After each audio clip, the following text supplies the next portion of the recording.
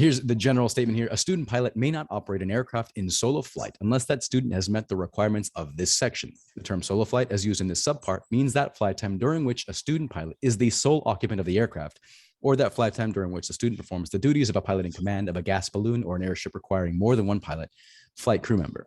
Basically, it's saying, like, if you are going to go fly the airplane on your own, then you need to comply with these requirements. Got a couple more people joining us. Hey, welcome to the discussion. We're talking about pre-solo knowledge. So moving on down on part 61.87, the aeronautical knowledge, the flight school or your CFI is going to give you a short quiz based on this stuff here. And they're just going to want to know that you know what you're doing before you go fly the plane, right? Applicable sections of part 61 and part 91. You have to know about the airspace rules and procedures for the airport that you're going to be doing your first solo at. So for us, Matthew, we're actually going to use Matthew as our test subject here. And we're going to talk about Payne Field and the airspace around there. You need to know the flight characteristics and operational limitations for the make and model of the aircraft you are going to be flying. So in our case, we're going to be using the 152 because that's what Matthew will be soloing pretty soon. And again, the CFI must administer the test. And then the CFI is responsible for correcting the test to 100%. So anything you miss, it's okay if you miss things. They're just going to, go in there and make sure that you understand what you missed, right? And in general, anytime you go take a test or you're preparing for a written or a check ride, take what you missed and turn that into your strength, right? So if you don't understand the weather, go study weather until it's the best subject. It's your best subject, right?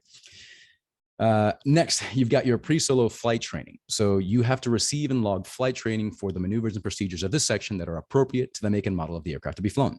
And it's broken down into pre-solo flight training for single engine aircraft, multi-engine aircraft, helicopters, gyroplanes, and balloons, I think. Yeah, powered lift and balloons somewhere.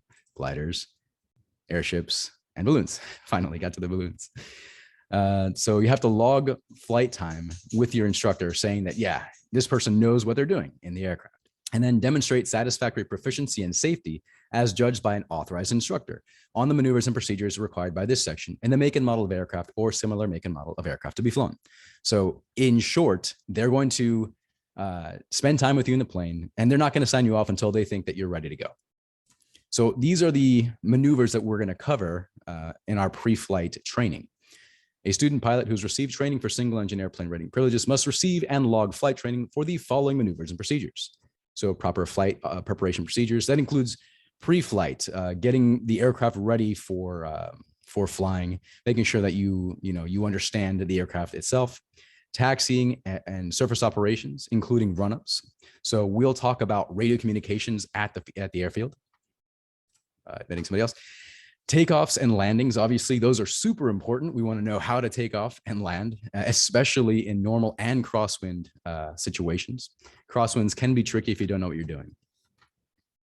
Straight and level flight, which is one of the 4 basic flight maneuvers, and turns in both directions, climbs and climbing turns, airport traffic patterns, including entry and departure, collision avoidance, wind shear avoidance and wake turbulence, descents with and without turns, using high and low drag configurations. That's essentially talking about when you're flying, when you're coming to land with or without flaps. Some aircraft have spoilers. We don't in our aircraft.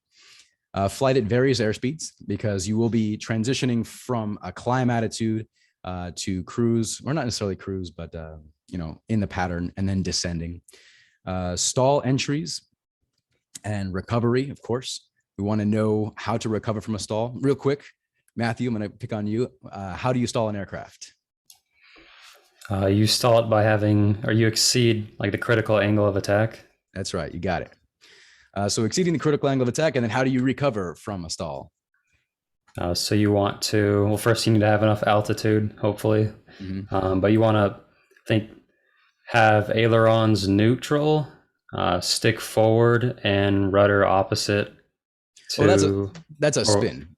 Spin. Yeah, that's right. Okay, stall, just push down on the stick, right? Yeah, pretty much. You just want to lower that angle of attack and right.